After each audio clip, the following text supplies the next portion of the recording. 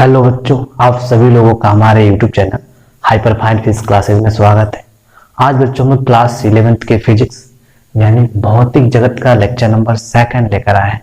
इस लेक्चर में बच्चों हम समझेंगे कि भौतिकी, प्रौद्योगिकी तथा समाज में रिलेशन क्या है, प्रकृति के मूल बल कौन कौन से हैं, मूल बलों का एकीकरण क्या होता है। ये सभी टॉपिक बच्चों आज के लेक्चर में हम लोग कवर करेंगे। ठीक है, तो बात करते हैं बच्चों। सबसे पहले हम लोग भौतिकी, प्रौद्योगिकी तथा समाज में रिलेशन क्या है। तो आप हेडिंग लगाएंगे बच्चों, भौतिकी,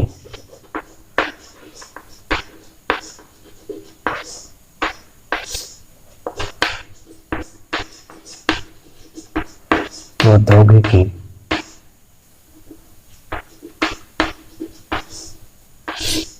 तथा समाज।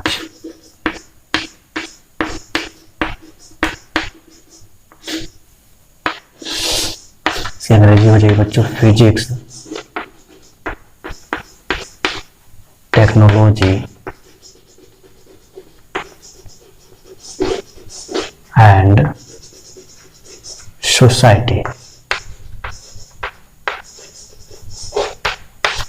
ठीक बच्चों, बात करते हैं बच्चों भौतिकी, प्रौद्योगिकी तथा समाज में रिलेशन।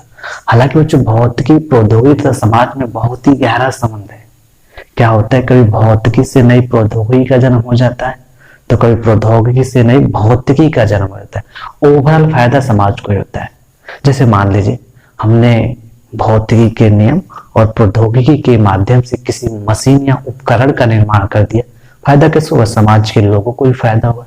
यानी बच्चों इन तीनों में बहुत ही गहरा संबंध है। ठीक है, अब इसको एक एग्जाम्पल के माध्यम से समझते हैं बच्चों कि भौतिकी से नई प्रौद्योगिकी का विकास कैसे होता है और प्रौद्योगिकी से नई भौतिकी का विकास कैसे होता है। ठीक, तो सबसे पहले समझते हैं बच्चों हम लोग प्रौद्योगिकी से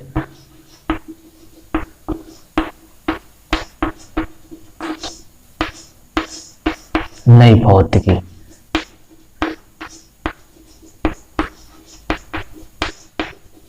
नई भौतिकी तो बच्चों जब 18वीं शताब्दी में इंग्लैंड में जब औद्योगिक क्रांति हो रही थी तो वहां पे हीट इंजन हुआ करता था जिसकी इफिशियंसी बहुत कम थी, उसके कार्य करने की क्षमता बहुत कम थी।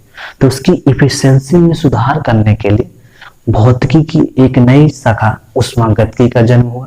किसका बच्चों? उष्मागतिकी। उष्मागतिकी जिसके बदौलत क्या, उसकी जो हीट इंजन थी उसकी प्रौद्योगिकी को सुधारा गया। और उष्मागतिकी के सिद्धांत पे बच्चों जो आप घरों पर रेफ्रिजरेटर यानी फ्रिज यूज करते हैं वो भी उष्मागतिकी के सिद्धांत पे ही कार्य करता है। यानी क्या हुआ बच्चों, प्रौद्योगिकी से एक नई भौतिकी क्या है? उष्मागतिकी। क्या सुधारा गया? हीट इंजन को सुधारा गया, रेफ्रिजरेटर बनाया गया। फायदा किसको हुआ? समाज के लोगों को भी फायदा हुआ। अब तो बात करते हैं हम लोग कि भौतिकी से नई प्रौद्योगिकी का विकास कैसे होता है, उसका एग्जाम्पल। ठीक, तो भौतिकी से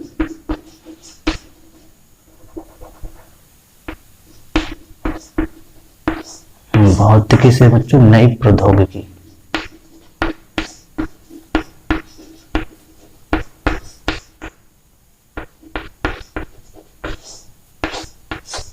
नई प्रौद्योगिकी बच्चों जब 19वीं शताब्दी में विद्युत को और चुंबक को दोनों का जब एकीकृत कर दिया गया तो विद्युत चुंबकत्व बनाया गया, तो एक नई प्रौद्योगिकी बेतार संचार प्रौद्योगिकी का विकास हुआ। किसका बच्चों? बेतार संचार प्रौद्योगिकी। इससे किसको फायदा हुआ? समाज को ही फायदा हुआ बच्चों। एक नई टेक्नोलॉजी आ गई है ना, संचार प्रौद्योगिकी। फायदा किसको? समाज के लोगों को ही फायदा हुआ। इसका एक और एग्जांपल समझ सकते हैं बच्चों हम लोग।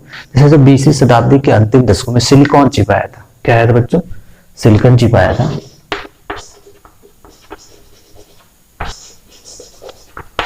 सिलिकॉन चिप आया था बच्चों, तो कंप्यूटर, मोबाइल बहुत तेजी से विकसित हुए। फायदा किसको हुआ? समाज के लोगों को भी फायदा हुआ। यानी बच्चों हम क्या देख रहे हैं, भौतिकी, प्रौद्योगिकी तथा समाज, इन तीनों में बहुत ही गहरा संबंध है। कभी भौतिकी से नई प्रौद्योगिकी का जन्म हो जाता है, कभी प्रौद्योगिकी से नई भौतिकी का जन्म होता है। ओवरऑल फायदा समाज के लोगों को ही होता है। ठीक है, फिलहाल बच्चों ये टॉपिक आपको समझ में आया होगा। आगे बात करते हैं हम लोग हाँ, अब हम बात करते हैं बच्चों की प्रकृति के मूल बल कौन कौन से हैं। ठीक, तो अगला जो हमारा हेडिंग होगा प्रकृति के मूल बल। प्रकृति के मूल बल, फंडामेंटल फोर्स,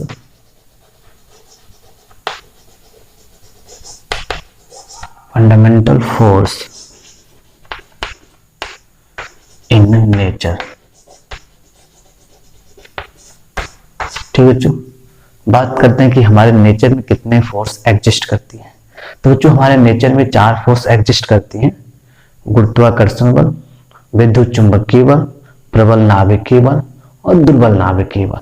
अब बच्चों में इन चारों फोर्सों के बारे में एक एक करके समझेंगे क्या है। ठीक, तो सबसे पहले बच्चों में समझते हैं कि गुरुत्वाकर्षण बल क्या है। गुरुत्वाकर्षण बल, ग्रेविटेशनल फोर्स।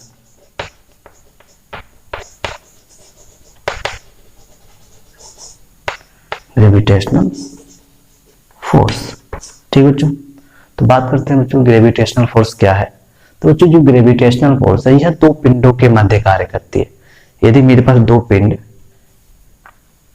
m1 और m2 है बच्चों, और उनके बीच का सेपरेशन यदि r है, तो बच्चों इन दोनों पिंडों के मध्य गुरुत्वाकर्षण बल कार्य करती है, जो हम इस प्रकार डिफाइन कर सकते हैं बच्चों, कैपिटल E जो होगा दोनों पिंडों के द्रव्यमानों के गुणनफल के समानुपाती, यानी क्या हो जाएगा m1 और m2 समानुपाती, तथा बीच की दूरी हमने क्या माना बच्चों, r माना है, बीच की दूरी के वर्ग के व्युत्क्रमानुपाती होता है। ठीक है बच्चों, और जैसे ही समानुपाती का चिन्ह हटाया जाएगा बच्चों एक नियतांक आ जाएगा F बराबर capital G m1 m2 by r square, जहाँ कैपिटल G क्या है बच्चों, यह एक समानुपाती नियतांक है जिसको सार्वत्रिक नियतांक भी हम लोग कहते हैं।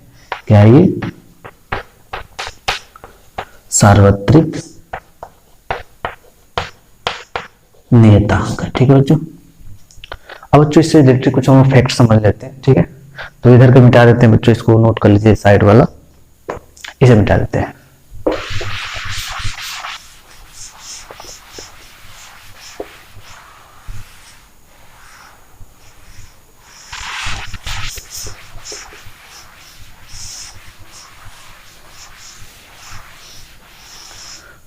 हाँ बच्चों, इससे रिलेटेड कुछ हम फैक्ट समझ लेते हैं। जैसे पहला पॉइंट समझते हैं, ये जो गुरुत्वाकर्षण बल है बच्चों दीर्घ प्रासी बल है, मतलब कि यदि एक पिंड यहां पर है, दूसरा पिंड स्पेस में कहीं भी होगा, तो ये उनके बीच फोर्स कार्य करेगी। कैसा फोर्स है ये, दीर्घ प्रासी बल है,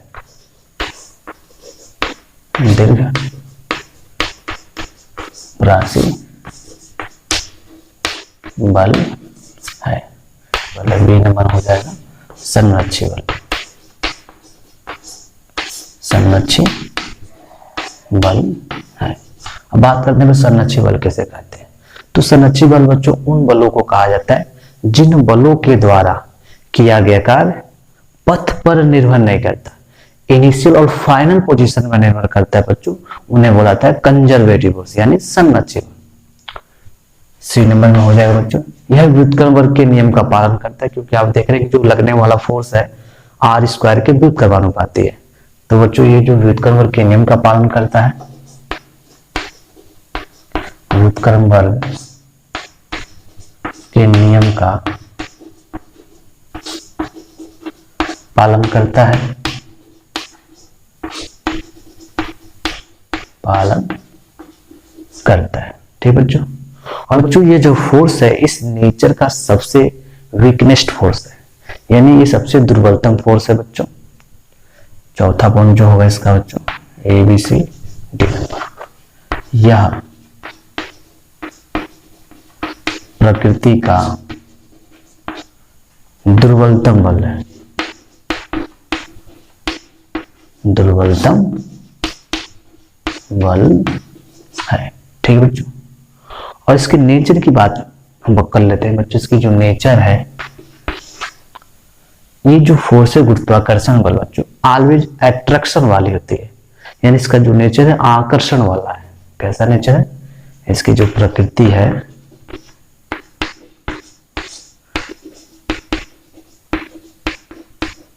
आकर्षण है। कैसा बच्चों, आकर्षण है। ठीक।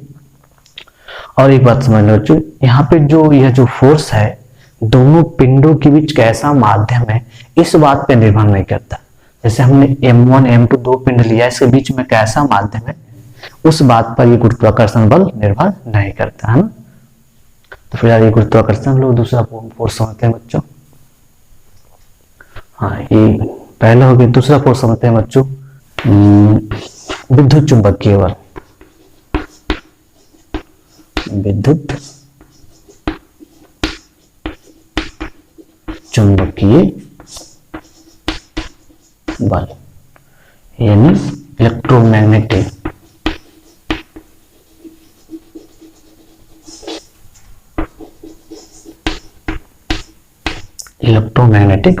फोर्स। ठीक है बच्चों, बात करते हैं कि इलेक्ट्रोमैग्नेटिक फोर्स क्या होती है। तो बच्चों जो विद्युत चुंबकीय बल है वह आवेशित कणों के मध्य पाया जाता है। जैसे मान लीजिए कि मेरे पास दो आवेशित कण, एक यहाँ पे Q1 है, दूसरा आवेशित कण बच्चों यहाँ पे Q2 है, और दोनों के बीच का सेपरेशन यदि R है, और बच्चों यदि यह दोनों आवेश स्थिर है तो इन आवेशों के मध्य जो लगने वाला बल होगा हम लोग सिंपल कूलाम के नियम से कैलकुलेट कर सकते हैं। तो कूलाम के नियम से इन दोनों आवेशों के बीच जो फोर्स होगी बच्चों वह हो जाएगी F समानुपाती दोनों आवेशों के परिमाणों के गुणनफल के समानुपाती होता है। इन दोनों का परिमाण क्या हो जाएगा, Q1 Q2। दोनों आवेशों के परिमाणों के गुणनफल के समानुपाती तथा बीच की दूरी क्या बच्चों माना हमने, R माना है, बीच की दूरी के वर्ग के व्युत्क्रमानुपाती होता है। अब जैसे ही बच्चों समानुपाती का चिन्ह हटाएंगे F बराबर क्या आ जाएगा, एक नियतांक किया जाता है Q1 Q2 by R square हो जाएगा। और K क्या बच्चों, एक समानुपाती नियतांक है जो इस बात पर निर्भर करता है कि इन आवेशों के बीच आपने कैसा माध्यम लिया हुआ है। ठीक है, अब इससे रिलेटेड कुछ फैक्ट समझ लेते हैं बच्चों। ठीक है, तो फिलहाल इधर वाले मिटा देते हैं।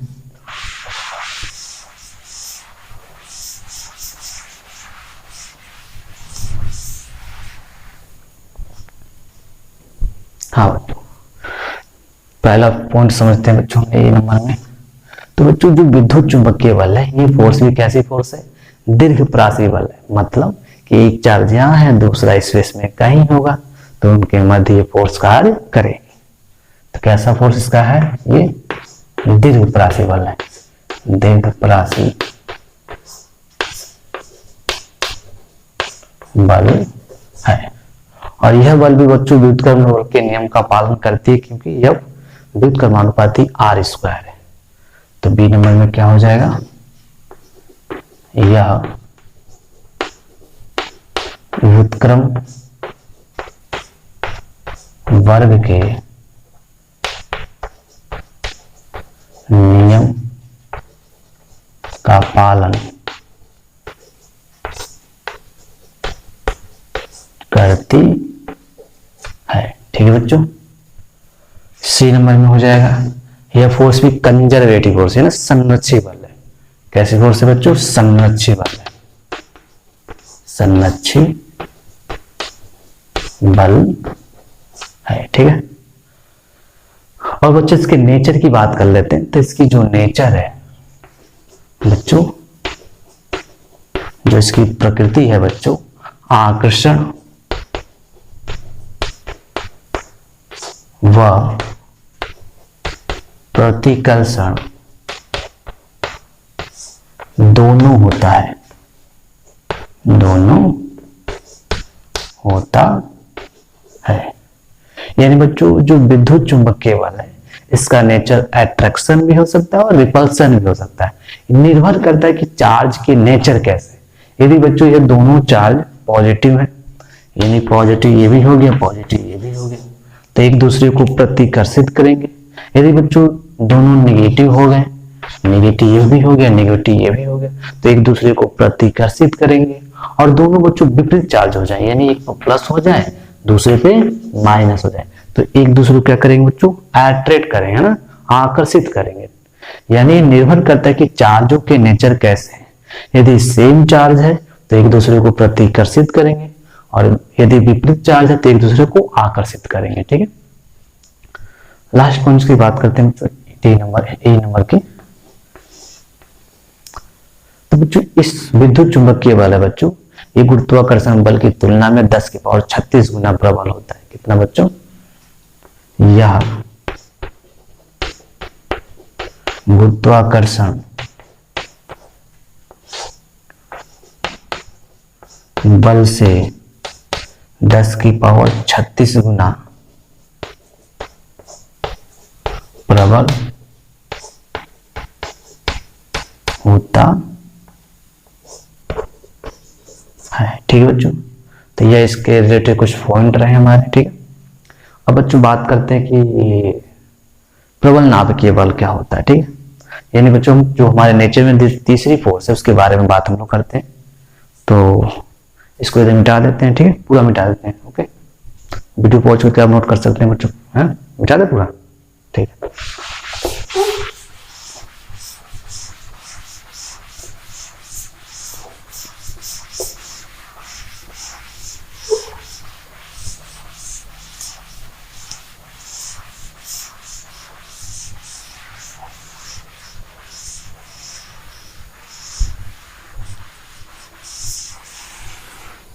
हाँ बच्चों, अब हम तीसरी फोर्स की बात करते हैं बच्चों, प्रबल नाभिकीय बल। ठीक है, यानी जो हमारा तीसरा फोर्स है प्रबल नाभिकीय बल, यानी स्ट्रॉन्ग न्यूक्लियर फोर्स। ठीक है बच्चों, स्ट्रॉन्ग न्यूक्लियर फोर्स। तो बच्चों ये जो फोर्स है ये नाभिकीय कणों के मध्य कार्य करता है, क्योंकि आप जानते हैं बच्चों कि नाभिक में न्यूट्रॉन और प्रोटॉन हमारे कण पाए जाते हैं, तो उन कणों को बांधे रखने का कार्य ये करता है न्यूक्लियर स्ट्रॉन्ग फोर्स। ठीक है बच्चों, प्रबल नाभिकीय बल। बच्चों बात करते हैं कि यह फोर्स कहाँ कार्य करता है। यह जो फोर्स है बच्चों नाभिकीय कणों के मध्य कार्य करता है।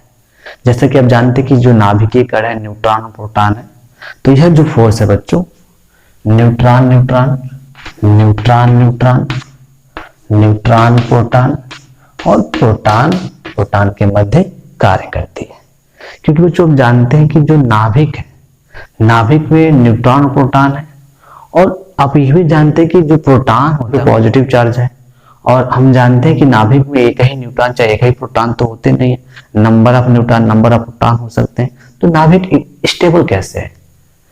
स्टेबल इस वजह से बच्चों कि वह नेचर की सबसे स्ट्रॉन्गेस्ट फोर्स यानी प्रबल नाभिकीय बल के द्वारा बंधा हुआ है, जिस वजह से वह नाभिक स्टेबल है। क्योंकि आप जानते हैं कि प्लस चार्ज पी पे भी है, इस पर प्लस चार्ज है, प्रोटॉन है ना, प्रोटॉन में धन चार्ज होता है, तो इस पर प्लस चार्ज है, इस पर प्लस चार्ज, तो इतना स्टेबल कैसे है? सेम चार्जों के मध्य क्या फोर्स कार्य करता है? प्रतिकर्षण बल कार्य करता है ना।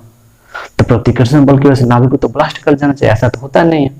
क्यों नहीं होता है? क्योंकि इस नेचर की सबसे स्ट्रॉन्गेस्ट फोर्स प्रबल नाभिकीय बल के द्वारा वो नाभिकीय कणों को बांधे रखता है। ठीक है बच्चों, और इससे रिलेटेड कुछ फैक्ट समझ लेते हैं बच्चों। पहला, यह जो फोर्स है बच्चों लघु रेंज वाली फोर्स है, मतलब ये शॉर्ट दीर्घ रेंज वाली फोर्स नहीं है। ठीक है, यह जो फोर्स है लघु प्रासी, लघु प्रासी मतलब लगभग 10 की पावर माइनस 15 मीटर। देखा साइज कितना छोटा है, लघु प्रासी बल है। ठीक है, दूसरा पॉइंट बच्चों, यह कंजर्वेटिव फोर्स नहीं है। ठीक है, यह संरक्षी बल नहीं है, यह संरक्षी बल नहीं है। ठीक है बच्चों, तीसरा पॉइंट, यह व्युत्क्रमण के नियम का पालन नहीं करती, यह व्युत्क्रम वर्ग के नियम का पालन नहीं करती है। ठीक है बच्चों, चौथा पॉइंट जो हो जाएगा, इसके नेचर की बात कर लेते हैं कि इसका नेचर कैसा है। तो बच्चों इसका जो नेचर है आकर्षण वाला है। कैसा है? आकर्षण वाला। प्रकृति आकर्षण है, आकर्षण है। और एक और पॉइंट बात करते हैं डी नंबर में, सॉरी ई नंबर में।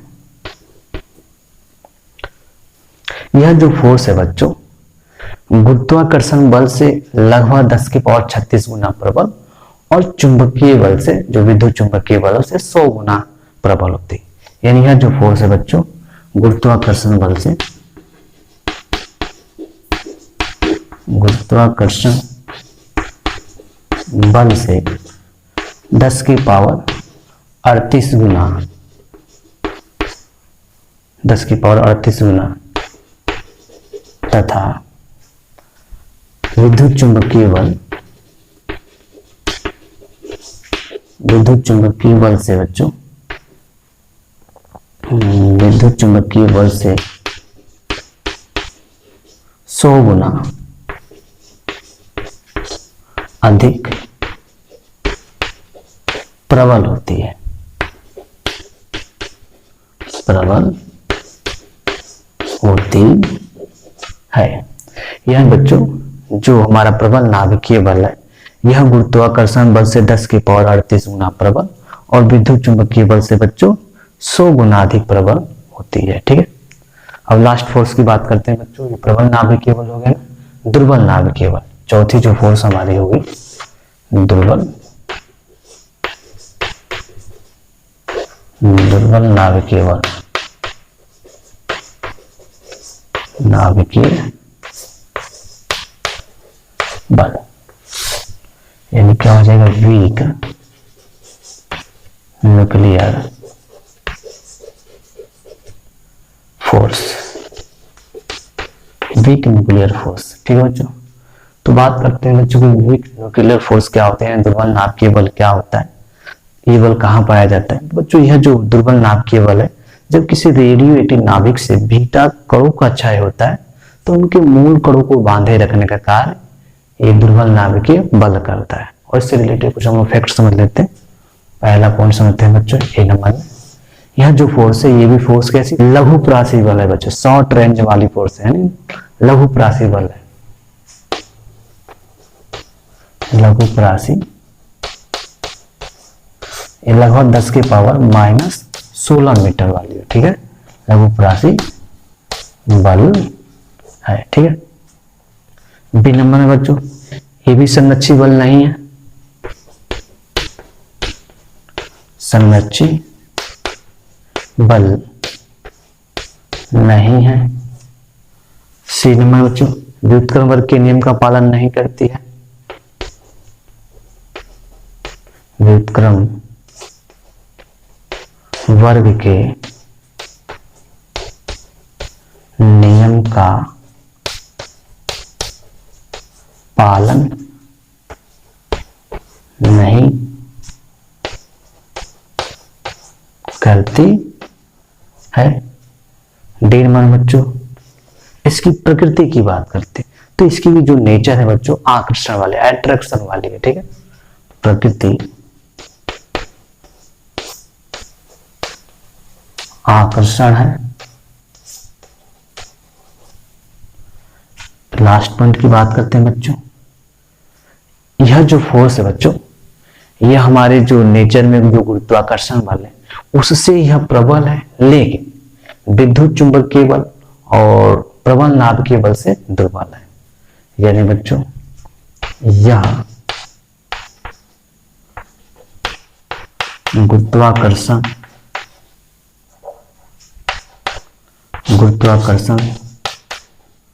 बल से प्रबल तथा विद्युत चुंबकीय बल विद्युत चुंबकीय बल व प्रबल नाभिकीय बल, प्रबल नाभिकीय बल से दुर्बल है, दुर्बल है। यानी यह जो फोर्स है बच्चों गुरुत्वाकर्षण से तो प्रबल है, लेकिन विद्युत चुंबकीय बल, प्रबल नाभिकीय बल उससे यह दुर्बल है। ठीक, तो ये बच्चों हमारे 4 जो नेचर में फोर्स एग्जिस्ट करती हैं, जिनके बारे में हमने आपको डिफाइन कर दिया है। उम्मीद करते हैं आपको समझ में आई होगी। अब बात करते हैं बच्चों की मूल बलों का एकीकरण क्या होता है। फिलहाल बच्चों इसको वीडियो पॉज करके फटाक से नोट कर लें। मिटा दें, मिटा दें।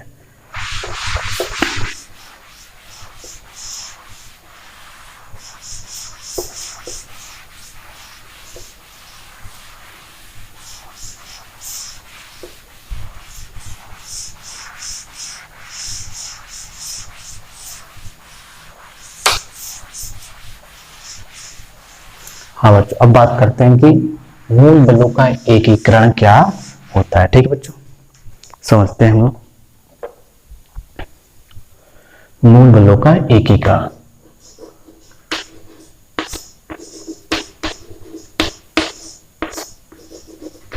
मूल बलों का एकीकरण,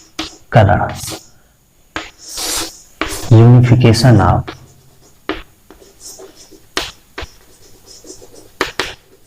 unification of fundamental forces,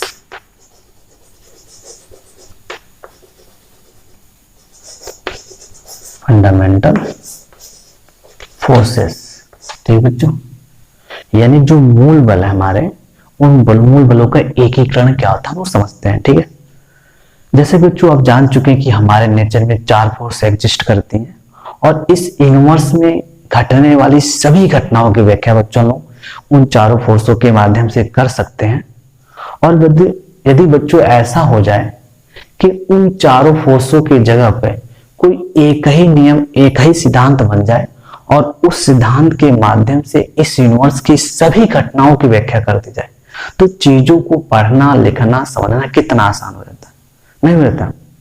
जैसे मान लीजिए कि किसी पौधे से फल टूट कर गिरता है, चाहे अर्थ के अबाउट चंद्रमा क्यों रोटेट करती है, चाहे सन के अबाउट हमारा अर्थ क्यों रोटेट करता है, उन सभी घटनाओं की व्याख्या करने के लिए हमें गुरुत्वाकर्षण के नियम पढ़ने पड़ते हैं। ऐसे विद्युत हो गया, चुंबक हो गया, उन सभी घटनाओं की व्याख्या करने तक विद्युत चुंबकत्व के नियम को पढ़ने पड़ते हैं। यानी अलग अलग घटनाओं को एक्सप्लेन करने के लिए अलग अलग सिद्धांत, अलग अलग नियम आपको पढ़ने पड़ते हैं। तो मेरे कहने का मतलब जो यह है कि यदि इन चारों बलों के जगह पर कोई एक ही सिद्धांत आ जाए और उस सिद्धांत से इस नेचर की सभी घटनाओं की व्याख्या कर दी जाए, तो चीजों को पढ़ना लिखना आसान हो जाएगा। यानी क्या है, मूल बलों का एकीकृत करने का प्रयास ही एकीकरण कहलाता है। बात समझ रहे हैं?